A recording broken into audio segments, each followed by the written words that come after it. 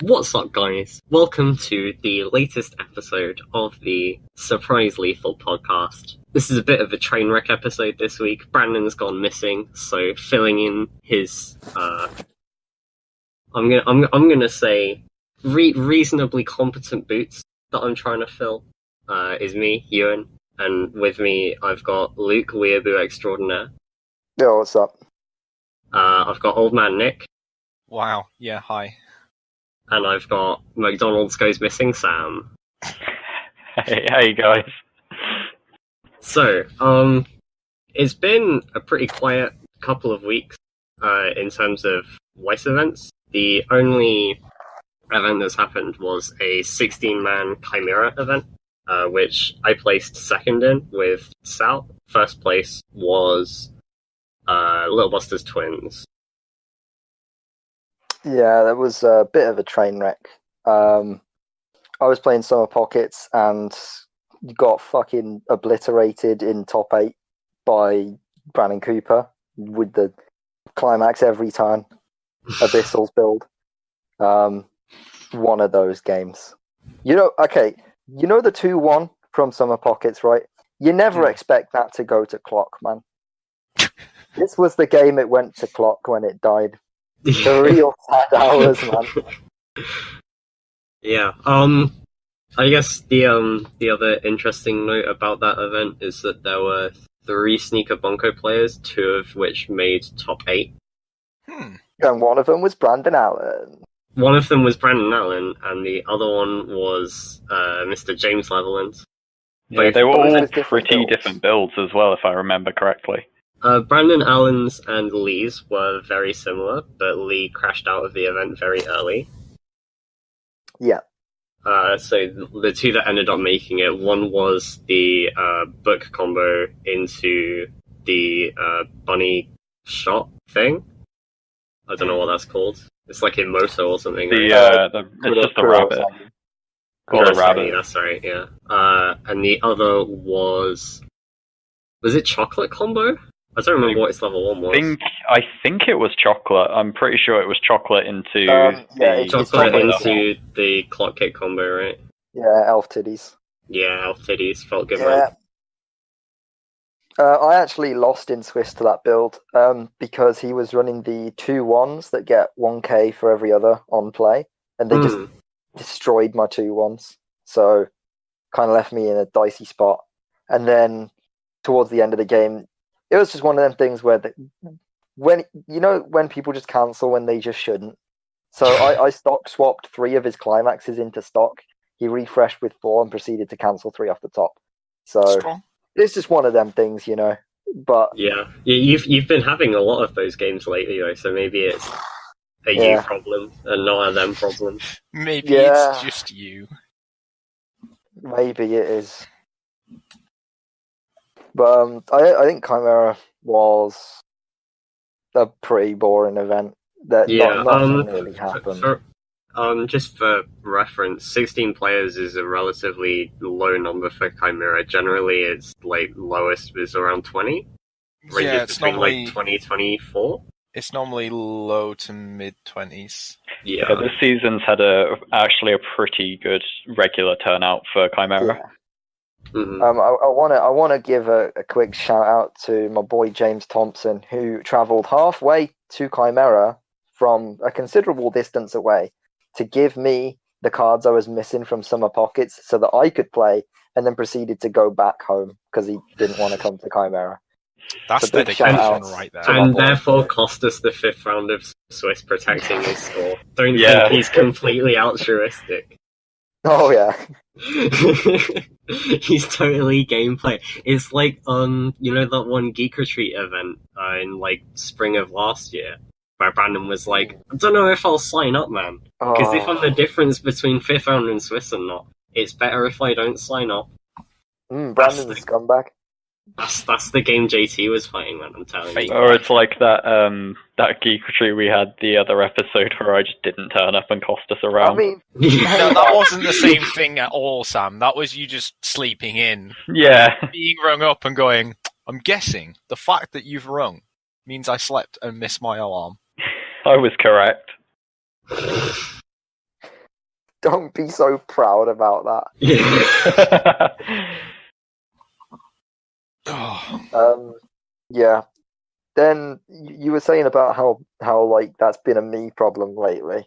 Mm-hmm. I mean, as a side note, being 4-0'd by Tristan Trail deck in casuals was an experience, to say the least.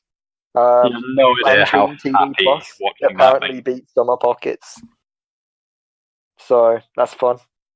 Yeah, it's a hard counter. Expect, the UT's going to be selling like sealed Bang Dream TDs for like 3 times original price. Dude, the Just fucking because 1-1s are going to be 4K on UT. I'm calling it now.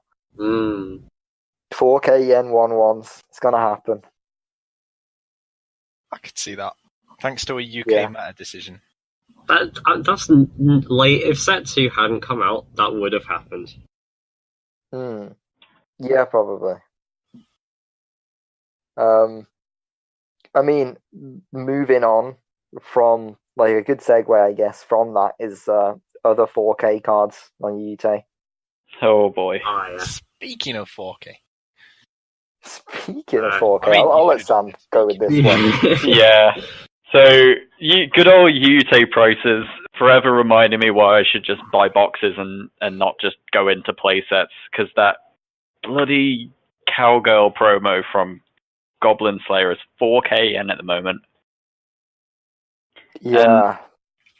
And it's a box topper of all things as well. Like, that's the same. I don't know if it's still this price, but it was the same price as like the height of that one Psychono promo. I believe it is still 4K because it went out of stock nearly straight away. So, was the Psychono one also a box topper? yes. I think so. And I hope most sets don't make a habit of this. It's generally quite rare. Like, I'm trying to think of notable box toppers in the last, like, few sets, and, like, can't think of any, which I think is a positive thing. Yeah. Then Bishir would have been better trying to, reprint more promos, like the Fate Free Fresh promo, 60. Yeah, I'm all for usable promos as long as they're accessible. Dragon Ball has a really big problem with this, where most of like the meta decks are full of promos, and they're a nightmare to get a hold of half the time, especially in the UK. As long as we don't have a repeat of Kasumi promo, because that's taking usable promo out of context, right? That's just this entire time, exacerbating that. Like this entire time, you were talking about good promos from like as box toppers. I was just sat here thinking about Nexus of Fate from like Magic being one of the strongest cards in Standard as a buyer box promo. It's like, no. I was thinking about there was Lice. there was this Light Sworn Exceed that was like a tournament prize card. Minerva, yeah. And that, back when it was a YCS prize card. Yeah, that was like what, $200 a piece, $400 a piece, probably more than that. Yeah, and that was like the card you needed to make that deck work. Yeah. We saw a reprint of the Mega Man 1.0 as well, which was really good. Yeah, I like how that was handled. Speaking of promo reprints, Free Fresh. Yes. That's probably the most important one, but also probably one that's going to infuriate the most people. I mean, the art on the reprint is kind of garbage, so people who bought the PR at least have better art. Yeah, they've got the nice looking one. But, I think that is the best way to print cards like these, is like if you want to be an early adopter and get on these promos quickly, then you generally get nicer artwork. But for people who just want cards, the option's there. Was the Fate Refresh promo from Bladeworks 1 or Bladeworks 2? I think it was 2, but I'm not sure, don't quote me. I'll have a cheeky look. Yes, it was Bladeworks 2. So the Free Fresh at the moment on UT is currently 2,500 yen. Yeah, I think that was another 4K promo, but it's been cut in half because of the new reveal. Yeah. You say about like the art on reprints generally being worse, but then I just think about poor Symphogear getting the Mill Runner reprint and just no. Yeah, that's even worse. 'Cause that's not Amazing even a promo artwork, and reprint. that poor fucking Mill Runner was so expensive in the original set, and it's got just worse art, but the people still gonna use it because it's more expensive. Hey man, Yeah. people can't wait until the next Symphogear set where we get the 4th Mill Runner. Oh. 16 mil runners. Yeah, man. I'd You don't need anything else at level 0. Yeah, man. Yeah, I wanted to say I'm really glad they're reprinting promos in this way, because one thing I was really worried they were going to keep on doing is what they did with the Little Busters 2 Soul reprint, where they reprinted the same like card Named but with a card. different trigger. Hmm. I was very worried they were going to like do things like reprint the Mega Man 1.0 but stick it on a different climax. Yeah.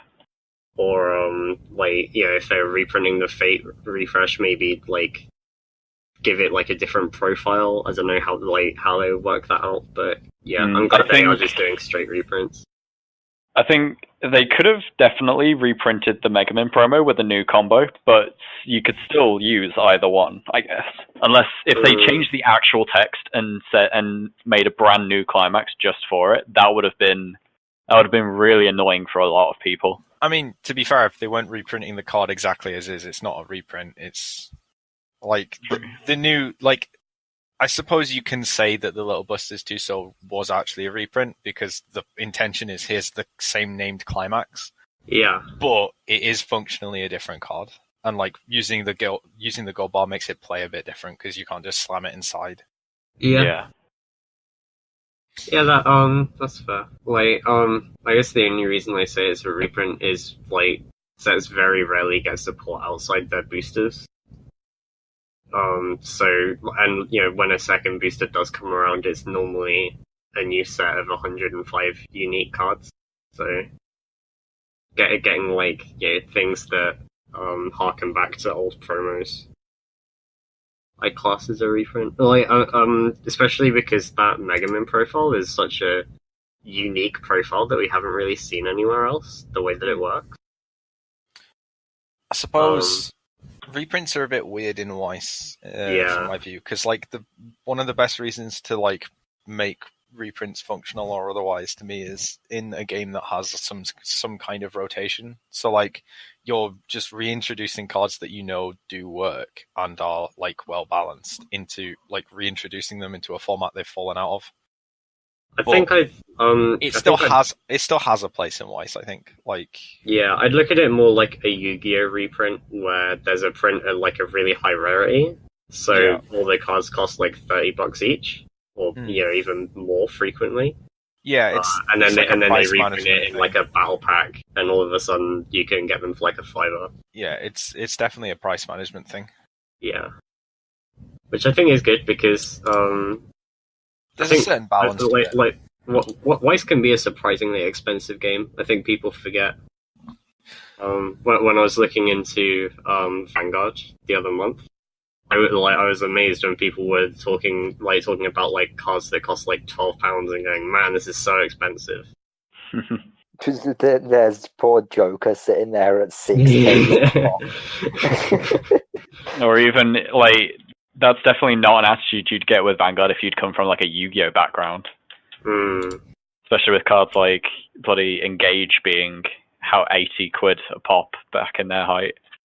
Probably even more than that. Yeah, it's so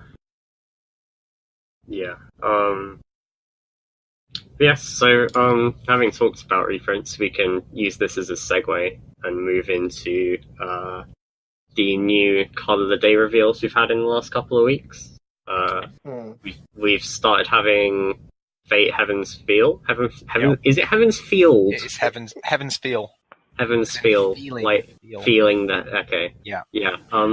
So we've had two major reveals. One was the Saber Minami on a shot and the second major reveal was the Rin Amagi with four Whatever other the fuck's effects. going on. The Rin going on designed with to be that a Rin? hybrid, but will never be used as a hybrid card. I mean, you say that, but if I mess around with this set, I'm definitely going to run this as a 4-off for fun. You just like stick 3 in the front row, play a climax, go pay 3, top 4 3 times, and someone goes, "What are you doing?" So I don't know. Yeah. I've done that with Sal before. I've there played you go. against Sam and done exactly that, I believe. Tri-field Amagi, let's go. Yeah. And it's designed to tri-field. It's not really, because it's only like a 4. I mean, I guess if you've got 3 of them out, they're functionally all 5k in your turn. Yes. Hey, And man. 3k on defense, man. Don't forget. Oh, how could That's I the forget that? important 3k on part. defense. I do actually believe we'll see it get moved up fairly frequently because Because it the anti-event text can be quite crucial in some matchups. Yeah, that's true. Yeah, it's probably very important in a turn when you do like an early play, or you have like that extra attack slot, and you really want to avoid like a money counter or something. I wouldn't say it's- early plays because No, it's more a It's way to top play anti around counters. like a rest counter. yeah, rest counter and Or- anti-damage. Yeah. Like- Just because it specifies event and not backup. Yeah, Oh, okay, yeah, that's yeah. fair You enough. can't stop anti-changes because like every anti-change is a character. Yeah. Basically. Yeah, the other interesting reveal in that, which it isn't like exciting, but it is quite interesting. There was a 2k counter in that reveal. Oh yeah, And Fate already has a split counter, but it only gives the second 1k to master trait characters. While this is just a 2k so long as you have a master or servant on stage. So I think it'll be interesting which counter people favor, whether it'll be a color thing because the old one's green and the new one's red. I mean, you don't tend to run enough copies of a counter for the color to be like the biggest deal, right? It's more likely to be about. Wholeheartedly disagree. I use yellow counters in Sal for yellow splash when I'm running gate. Yeah, but like. It depends what your level 1 looks like. If you're running 2 or 3 of a counter, it's perfectly reasonable. I guess if you are looking for like, I'm trying to splash this like color in my top end, but I need the odd card lower down to justify it. Exactly. Sure. But like, as far as the card goes, I think it'll just be more important as to what the more meta build ends up looking like in terms of like how much of it is actually masters. Because like, if you're wanting to use the Saber 1.0 that got revealed, like you can't use the split counter on it because it's not a master. Correct. So you're probably not defending 2 lanes with a split counter on those. To be fair, when they're 5/5s, yeah. Yeah, like that's not the point I'm making here. Yeah. Yeah, so let's talk about the Minami, because there was quite a heated discussion in the comment section about the viability of Minami in current year. So, first of all, speaking of options, it's worth noting that with that Minami, you actually do have an option between either running shot or wind. Oh, is it a reprint of an old yes. climax? It's a reprint of a wind trigger. So you could use the old climax, which is a wind, or you can use the new one, which is a shot. Personally, I'd opt for the wind in this current meta, because triggering wind against summer pockets is just fucking is beautiful. It's mwah. I think if you ever have the option to not run shot, you should take it. I think there are a few decks that like shot. Yeah. I think those decks are very few. I mean, ironically, Katakawa being one of them. Yeah. Like, I think that is the only one. Even Chain Chronicle doesn't want to. That is forced to. Pepe hands. The discussion was just. It was basically there was no middle ground, and it was just people saying either this is the best fucking reveal to see, or this is absolute garbage. And like, I found it quite interesting that was the way things went. There was. I mean, it is global. It was rare to see a middle ground in that comment section, it was mostly just either it's 10 out of 10 amazing, or Jesus, why would you run this kind of thing. And I think that's what I found interesting is reading a lot of it reminded me of the way I played the game like 2016 to 2017, where every time I saw a reverse combo, I just veered away from it because I was afraid of losing the lane and losing the game because I couldn't draw a card. Right, in the interest of calling out shit, I will say that literally the other month you said you had to go at an on-reverse combo because it was on reverse and no other reason. Which combo was that? Not a big deal, but... No. Which combo was it? I can't even fucking remember. I just remember you just really disliking on-reverse combos for being on reverse, and I get that. Because there are a lot of like 1055 Shimikazes on a 1k1 that I think are bad because they don't gain enough power. But Fate has enough infrastructure for this Minami to be fine. Oh yeah, with, sure. Like married lives and 1k to centers and things like that. Point is, anyway, reverse combos aren't just inherently bad for being reverse combos. Like, there's a payoff. Like, there's a general payoff to it, being that like your on attack combos either don't generate as much advantage or are costed. Like, it happens a bit less now. Yeah. But you have like they tend to be costed in some way. Like either the card's like a frail boy that just dies, like a macro, or you go back to like a few years ago where most of your on attack plus in combos were like, oh, also you have to pay one because that's what you want to do. Enjoy. Yeah. I'm a rare breed that just doesn't like top 4 combos. I'm a big fan of top 4 combos. Doesn't matter if it's on attack or on reverse. I don't like top 4 combos. I think I think in general on reverse is in a pretty bad spot at the moment because Summer Pockets is very prevalent, especially in the local meta. But this perspective, you've got to be careful. But this is one of those rare examples where this Minami can actually swing over the 2-1 reasonably consistently. And it's because it gives 2k on its reverse as well. It's one of those things where in a matchup where you can get that one reverse, you can usually get multiple reverses because of that extra power. Yeah, I think the reason. Sorry, go on. No, I think the reason that it's so divided in the comment section is just it's most likely just people having different local metas, and I mean people. I mean, in this game especially, there isn't really too much of like this global meta that everyone is following. It's a very local meta-based game.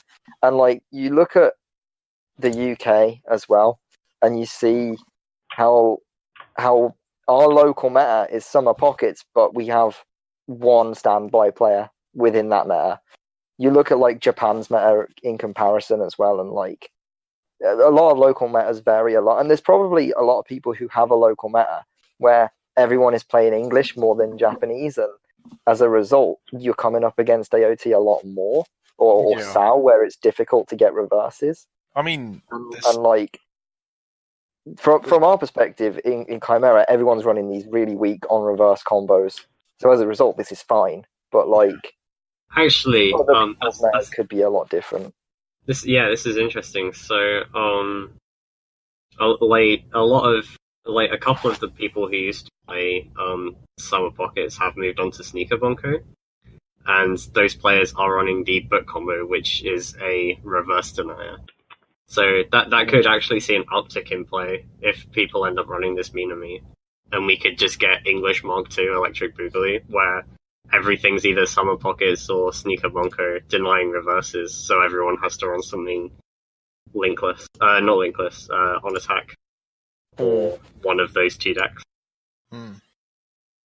Yeah. But I just think that's probably why there's such a divide in the comments section of that part of the day. I think if say there were a major event coming up, like say Springfest was actually a Japanese qualifier instead of trios, I would be preparing for a room mostly full of decks like Konosuba, which are a flimsy, like a Shimakaze that is small on defense. And in that scenario, this Minami is really good, being able to reverse like all 3 lanes consistently because of the 2k power give. I think if it likewise, if it was a Magaro, I think it would be less exciting. I think because it is a reverse and gives out the extra power, I think that's what might make it playable in some metagames. But likewise, if I was going to that kind of event, I would also be expecting things like Summer Pockets. I think Summer Pockets is a fringe deck in those events. I think a lot of people haven't bought it because it's very expensive. I mean, speaking of Summer Pockets being so expensive, it depending on the build you go for, it's not that bad. Like, I picked up my deck for around about £100, which is not terrible at all. The main problem is that it's fucking out of stock everywhere. You can't find it. It's 0 wins. That's why I had to borrow cards from JT, is because there's no wins and no 1-0s. So you just fucking, it's just not there at all. It's super frustrating to try and find the stock, unless you're going to like import from Yute and pay horrendous charges. And Yute was out of stock for a long time as well. Yeah. I was going to say this would be a good time to segue. Speaking of buying Summer Pockets, not everyone can jet across the world to get it. We still have some card of the days to talk about. I would just like to mention a couple of there's only a couple of cards that are interesting from Bunny Girl that are worth talking about.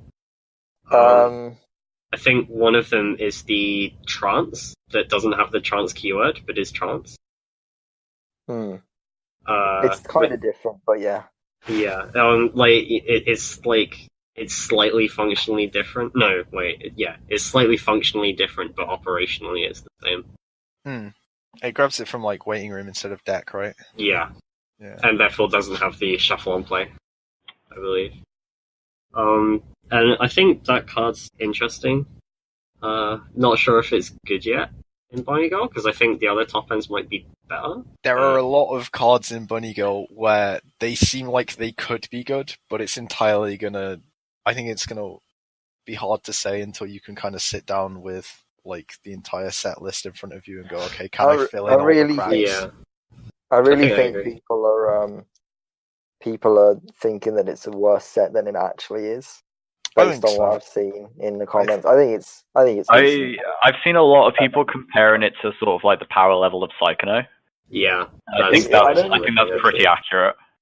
I don't necessarily think so. I think it's got more going for it than Psychono does, to be honest. It has a few like nice, cool differences from Psychono, but I think overall it's still kind of.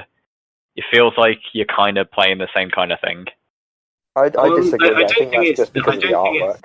I don't think it's the same deck. I just think it's like a similar kind of power level. Like it's kind of like one of those slightly under the power curve kind of releases. Yeah, that's kind of what I meant. Yeah, but you play it and you don't really feel like you're doing too much. Yeah, it might just be one of those decks that just happen to fit together really nicely. We'll see when it releases. Yeah. We had a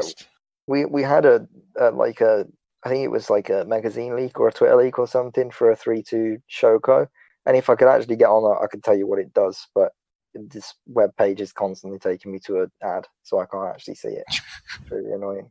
Nice. I'm trying to find. I can't find it. I can't get it at all. You're not on about the early play heal one, are you? Is it possibly? Or was it? There was one that was like a top 3.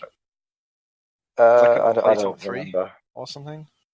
It's not even on this list, so I can't find it all. But I remember thinking that it was pretty decent. There's certainly a lot of difference. I think that's it's the one that gets like it gets like frontal scry or something, or damage scry or something like that. I'm fairly certain.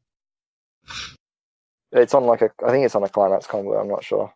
I know there was the climax combo to mill and it's no. It's like no. It's there is that. That's top interesting. Check or whatever. I don't think it's. What wasn't? It's like a top check, and you and it gets I'm certain it was like a card where it's like if this card's damage sticks, it gets damage scry, and then if it cancels, it gets something else or I something. can't remember. There's a card that has something like that. It's a 0/0. No, this was a 3/2. Well, there's like another 0/0 that has a kind of when damage dealt is not cancelled, but it's actually just a downside on a 4K. So this is like if damage sticks versus if damage cancels, you get two different effects on the card. I just can't get it. That's fine. Don't worry too much about it. It's really annoying. The only other thing that we've had is Fantasia Bunko as well. We've definitely not had many reveals for it. I thought it was just. We've had two reveals for it, and they're I think they were like they're not card of the days, but they were like reveals. They're like cheeky. Oh hey, don't forget this set's coming out. The one of them was the only one that was really relevant that I noticed was the what's her name, like Karemi or something. I don't know. It's a 3/2 climax combo. I can't remember the stipulations because the site's just not working for me now. But it's an Icy Tail basically on a climax combo, but it's got another thing to it that if I could see, I would tell you. But unfortunately, this podcast is a fucking disaster, and I can't actually get to this website filled with ads. So, I think just like final notes on Card of the Days. I think my overall like impression of Bunny Girl is that it like everything in that set is like decent to okay. Yeah. But I think in order to like make a mark, it needs to have something really impactful. Either an early game like Summer Pockets, or an end game that's like potent, and that's just missing from what I've seen. Yeah, nothing stands out that much just yet. There's like the 3/2 Mai that was like one of the first cards we saw. Yeah. That could end up working out if you have the right support for it in the deck, but yeah, I mean, it's just whether there's enough of that support there, right? Even when it was first released, when it was first shown, everyone was raving about it. I mean, I still really like it as an idea. I just think it's something that you're not even going to be able to tell how good it is until you actually start playing with it. Maybe, yeah. Because that sounds fair. It's a bit weird and different to. I got the card up, by the way. Had before. Yeah. It's a 3/2 Kurumi, and it's come into play, pay one search for a copy of this card and put it on stage. And then on attack with the pants, if your clock is 2 or fewer, send a card from your waiting room to your deck and shuffle your deck. And if your clock is 3 or more, Icy Tail and gain 3k power. Oh, I remember seeing that now. Yeah.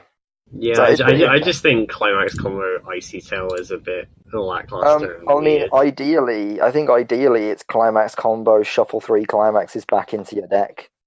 But that's both of those effects are so situational and rely on something that's fairly out of your control. Yeah, so, I mean, the fact that the card doesn't heal as well is sad. Yeah. I mean, I guess if it healed, I think it'd be really good. Like, because you could heal down to like 3/0, and then you I don't think I'd like it. Your deck by searching it as well, and then I don't think I'd like it shuffle if you wanted to heal down. Because if it had heal on it, you'd be in situations where you want to try field it but can't because it's putting you into the point of shuffling cards into your deck when you're trying to kill them with Icy Tail. I mean, you can just opt to not heal. But then you're getting no value out of it on play. I think the line of text that's like on play, choose a copy, like search for a copy of this and place it on stage. I think that's actually a really good effect.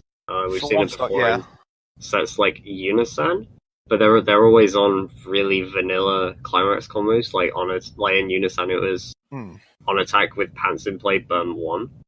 They're always very. I mean, because you're getting so much out of the on play, they're scared to like overtune the climax combo, which makes sense. But I think it could be pushed a bit more, and then we could see that effect see play. I think But this it is step in the definitely right something that direction. can elevate like a mediocre or like a I guess a below average climax combo and make it about average by making it more consistent in that way. Like a 3-2 soul swing that has another effect on the climax combo you're playing anyway is really good. Yeah. Well, it's not completely free, it's one stock, but you're saving a hand, you're saving a hand, you're saving a stock. One And stock, I think this 3-2 is actually quite good. I don't quite know how good it'll end up being, but I do think if you can get it to a situation where like your deck's pretty thin because you're about to go into refresh or whatever, you just shove 3 climaxes back in. Obviously, you don't do that if you're up against Icy Tail or like some stock swap or something scary like that. But against a lot of sets, that can just really ruin their finishing turn. Like against like decks that do big, but like against Last Shot, that you just cry if you're the Last Shot player in that instance. I mean, right? you're also not spending that much stock and then compressing your deck, so it makes stocks off a bit better. So it's one of those. I think it's kind of weirdly comparable to the Overlord top end. That's like shuffle 5 back in or something else. It's interesting for sure. Yeah, it's one of those like cards with multiple modes, but both of those modes are kind of So yeah, we'll see. We'll see. The set's coming out very soon, right? I think it'll be the next set of card of the days after we finish up with Bunny Girl, probably. Like it'll come in like as Bunny Girl is ending. I'm fairly certain. So it should be interesting to see. It's probably going to be just as, if not looter, than Kadakawa. So unfortunately, for Brandon Allen. It's quite funny because like all of the sets that are in that, like it's literally Bushy Road went, oh, we need to keep Brandon Allen in the game specifically, and just released like all the shit that he really likes in one set.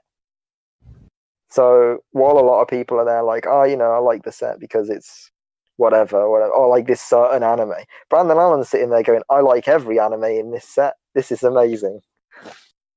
So good for him. And there are always those guys buying the set for the plot. This is true.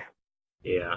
Okay, so one of the other topics we've got on the docket tonight is the reason these last couple of weeks have been quite quiet. Nick and Luke both travelled to Japan together for a week. And apparently us being out of the country means nothing happens, or something? Yeah, like you guys are like the guys... Happens, so... Yeah, you guys are like the ones to sit in Discord and get a group to gather around you, so it was like a week of no one being on Discord. That's interesting. That's quite depressing, actually. It is. I feel like I've got a responsibility now. I mean, I'm quite happy with that. Makes me feel wanted. For a change. You guys... Japan was fucking sick. Yeah, it's pretty great. You failed to sell your Kamina SSP? We did. That wasn't like... Speaking of which, cheeky plug, anyone wants to buy Kamina SSP? Hit me up. Yeah. Hit me up at Luke Tonks on Facebook. We'll see if we can work something out. Get you a dirt cheap price on that. If anyone wants the bloody Amelia SP from the OG ReZero TD, I want to get rid of it. I don't want it. Sam, this is our plug. Stay out. So this is the section where we just plug our sales, basically. Yeah. But like the first like quick mention of the Japan trip was, so we went as well around like card shops, of course, to buy stuff, and I wanted to try and pick up some cards for Tom's Persona deck, and I was looking for Ryuji's and Wins, and not Wins, Ryuji's and Stock Souls, and I was like, surely, like, it can't be that hard, man. No, it's that hard, man. Japan's on the hype train, super hard, and Ryuji was not in stock anywhere at all. For those of you familiar with Akira, it wasn't even on the tablets at Big Magic. It was out of stock literally everywhere. So, Yeah, Ryuji is like really hyped up right now in Japan. I think surprisingly for Japan, because we tend to think of them all as like casuals who don't pay attention to results. They do very quickly buy into decks that do well at Worlds. Yes. I watch the Tomorrow Company. They do they frequently upload like videos from I think it's like the finals or maybe a fun round from Swiss of their locals. And there's one guy who's been showing up regularly, and he's just running the world's winning Sal list card for card. I mean, Jeff Green will not like that, but if it works, it works. Dude, net decking's for scrubs, confirmed. Confirmed. Maybe net decking's okay when it's 4-color Sal. I don't know. Japan was awesome, and honestly, there's way too much to talk about when it comes to visiting Japan for the first time. So I guess there's just some highlights of the trip. Yeah. I guess I'll lead off with we were situated a 20-minute walk from the Skytree. Yeah. And it was basically an hour and a half walk to through Asakusa, an hour and a half walk to Akiba. So me and Nick decided, fuck it, we'll walk to Akiba. Classic British people. Yeah. On the way to Akiba, we casually just managed to pass Nintendo Tokyo branch and Bandai HQ, which is pretty interesting, actually. Just sitting outside Family Mart, look across the road. Oh, hey. Is that that building Nintendo? says Nintendo. I think that's Nintendo. Ah. Yeah. That was an interesting one. 7-Eleven breakfast every day. Pancakes. Coffee Boss. I already miss it. I'm really upset. Peach milk. Peach milk. My one true love.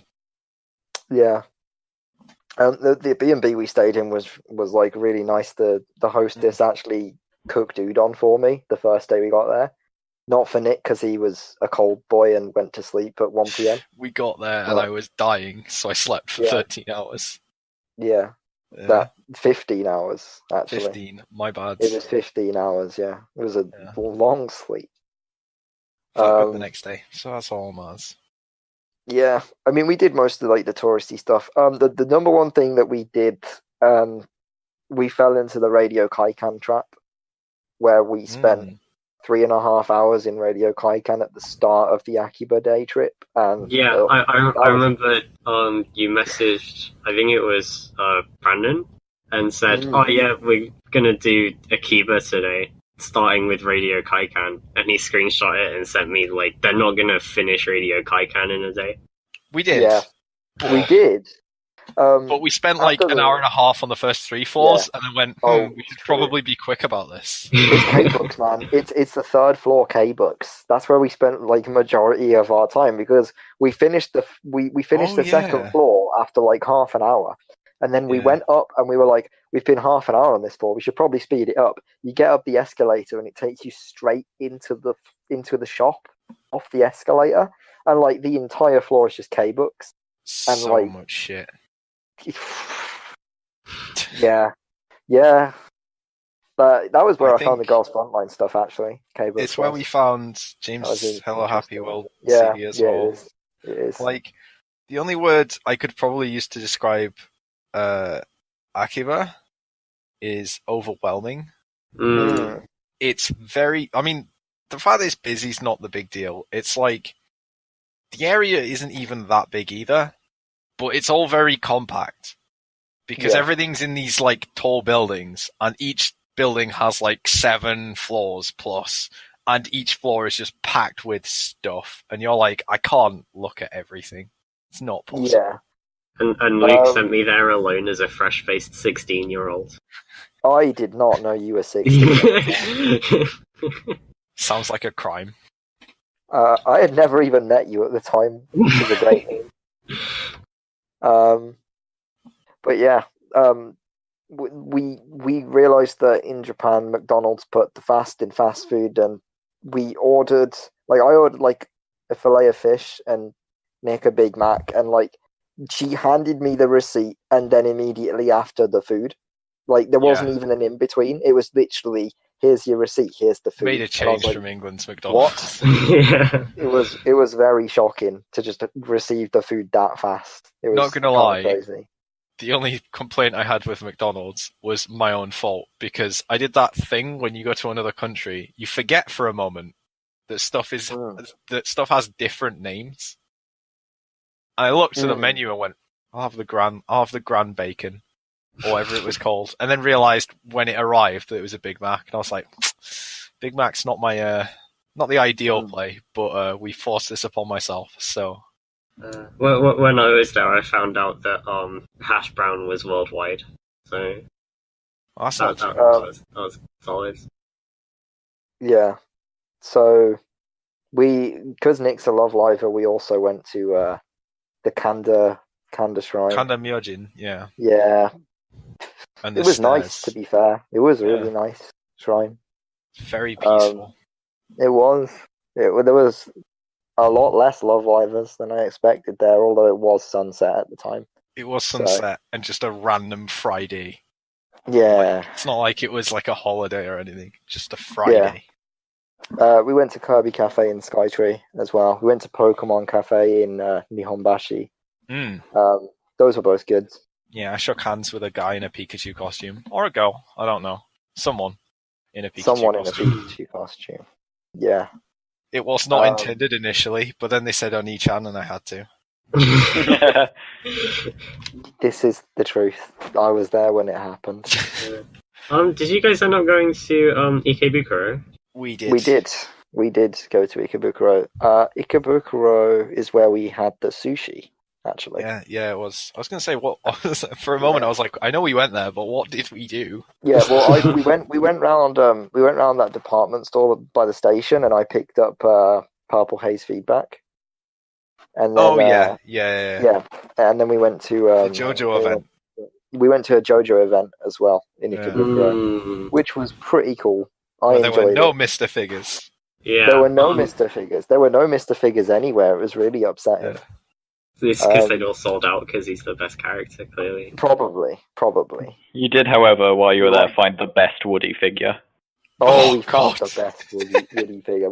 We found the most amazing. Can we just make that like the thumbnail? Yeah. Worst case, we'll throw it up on the podcast screen now. So if you've got to tab back in and give it a look, it's pretty fantastic. What a great figure that was. That was in Nakano, which was the next day. I really enjoyed Nakano. Thought it was amazing. Found the shop that sold pretty much nothing but Persona, JoJo, and Digimon, which was like the trifecta of things that make me happy. And as a result, had a lot. I spent maybe how long was it, Nick? Like 30 minutes, 40 minutes? I don't know. I just had a moment where I don't remember this shop, and that's because I went in for 5 minutes and then left. You went in for 5 minutes when it's not my cup of tea, and just fucking left. Well, there was some tap from stuff that I care about, but I was like, here's like a giant wall of Persona. Never played any of them. Here's a bunch of JoJo stuff. Not watched enough of it yet. Here's like Reborn, I guess. Here's a wall, or like half a wall of Reborn. Cool. I've looked at all that now. Time to leave. Yeah. I really enjoyed Nakano. In terms of merch, it was definitely the best place, I think. It was pretty chill, Nakano.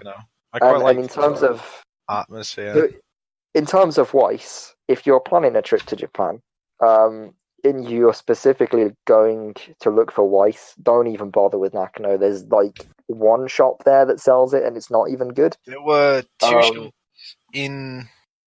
shops in the market. One didn't sell any Weiss whatsoever, and the other one had a small selection. Yeah. If you are looking for OG Pokemon cards, Nakano is where you want to be. They had a bunch. One of them had an alright selection of Magic as well. Yeah. That's where I got my one Magic card.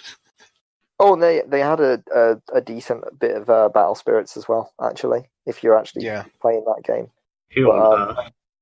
Duel Masters as well. No West sold Precious Memories, right? Actually, the one place that sold Precious Memories was, and by sold Precious Memories, I mean there were like 4 SPs in a cabinet, and a couple of play sets in a cabinet of some. I think there was like a Steins Gate play set in a cabinet, which was an interesting one. But like regardless, like there was one shop in Nakano that sold that stuff, and it wasn't much, but it was there. Other than that, the only place you could actually buy Precious Memories was Animate, and even then their selection was terrible, and they don't sell singles because they're a distributor. So we're also pretty like convinced nowhere at that this sells point, lychee, unfortunately. Yeah, we're pretty convinced at this point that Precious Memories is a game that is just not played in Tokyo, and it's just outside of Tokyo or something. We did actually find some lychee. We found some lychee. We found some fake granola lychee, but it was just booster packs. Yeah, that's true. Yeah. All the singles for lychee we found were in Amenity Dream in Akiba, and there was no grand order stuff there. It was all like key stuff and whatnot. Was that the place we spent like forever trying to find? Because it was on yes, it is small flat building up in the weird corner. stairs and that. Yeah, that was an interesting one. I'm still disappointed you guys didn't get those Godzilla boxes for me. Oh yeah, we found some Godzilla underwear, which was pretty great. If we had the money left over, we would have bought them for you, Sam. But yeah, definitely. Unfortunately.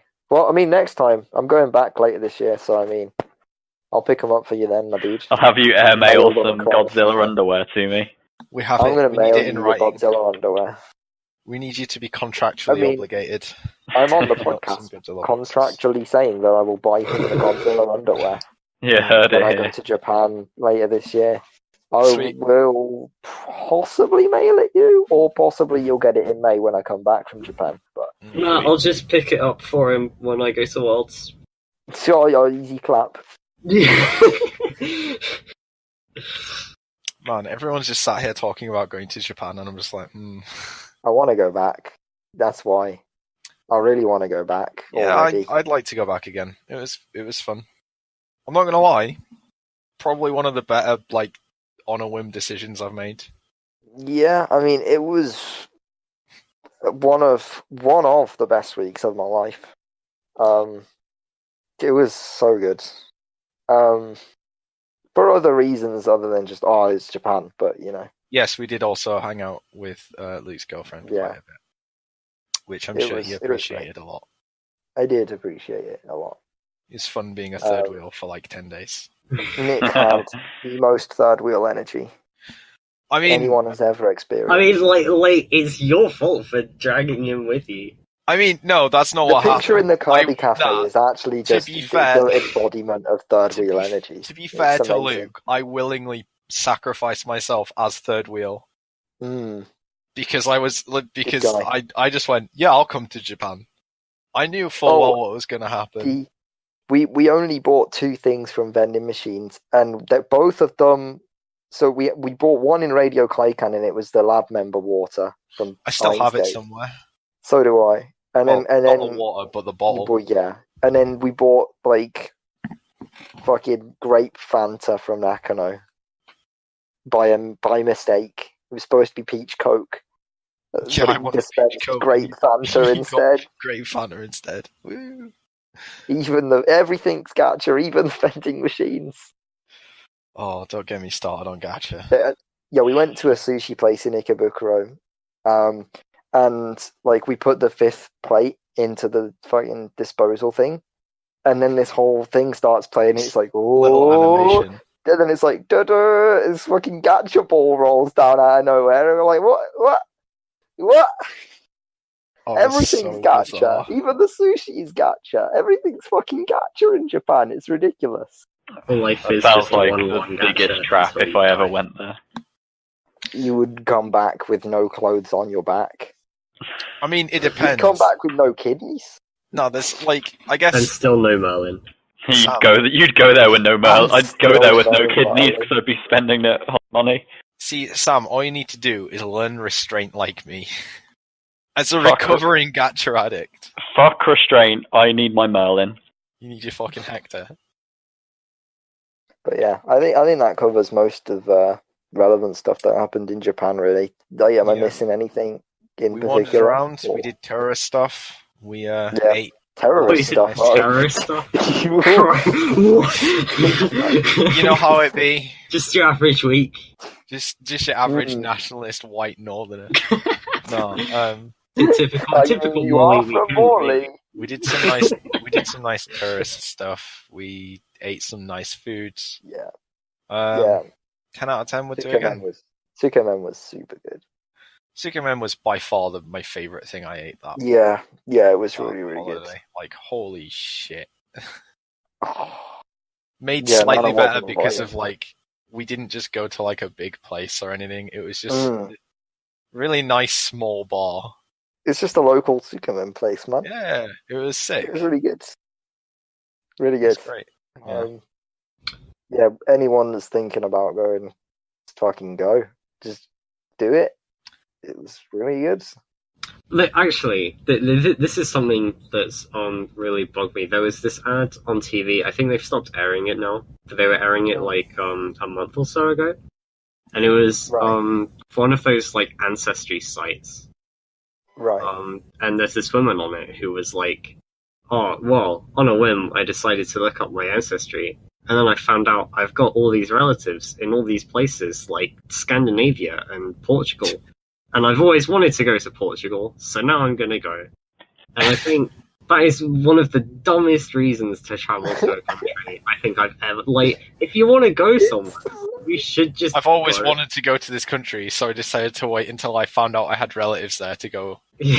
Seems good. Yeah, but would they go and be like, hey, what's up? It doesn't look like it, but I'm definitely your relative. Like, what?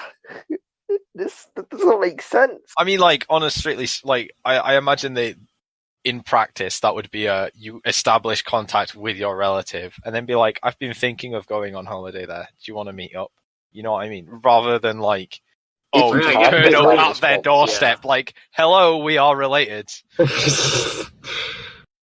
Yeah, but I think just like, you know, to close the episode with a life lesson, if you want to do something, just heckin' do it, my guy. What's stopping you? Yeah, I've been money is stopping me. If you wanna run 8 souls in any deck, just fucking do it. Embrace the Brandon Allen and do it.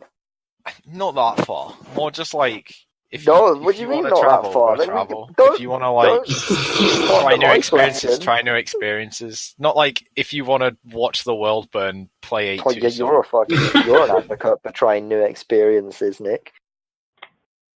I mean, what's that? Okay, this could be like any of like 5 different things. Which one are we going down here? I'm still deciding this one. Come on. Still deciding. Take your best shot. Is it something you need to decide off the air? Or is it something you want to get Take your best shot. I don't know, let's just segue into Nick and Bridesmaids.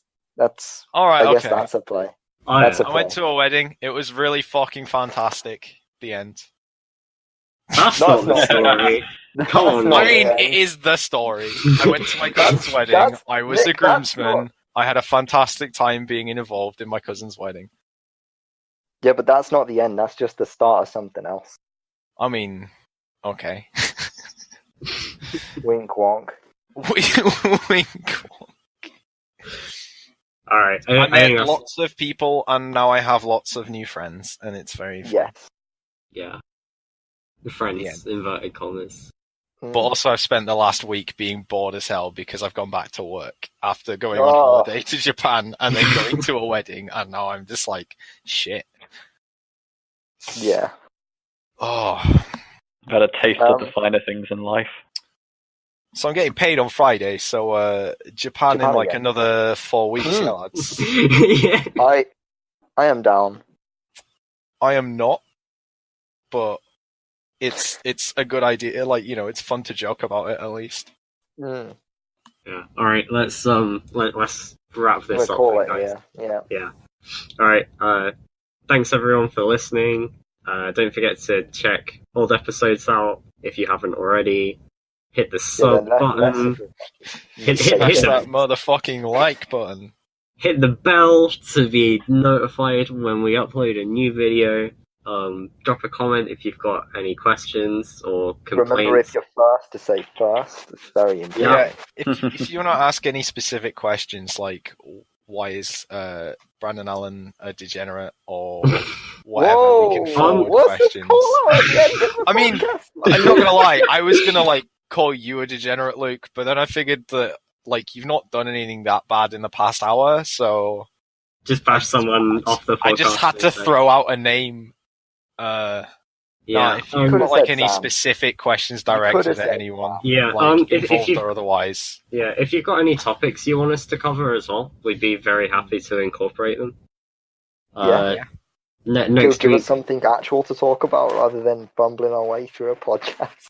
Yeah, with no horny results. Yeah, next episode we should have Milton Keynes, and I depending on whether my application gets accepted or not, I'll be back from like helping to manage an anime convention, so there might be some good stories coming from that. You don't even like anime! I know! It's gonna be interesting. Yeah. So yeah, thanks again for listening, guys, and we'll catch you in the next one. Thanks, guys. See you guys. Peace.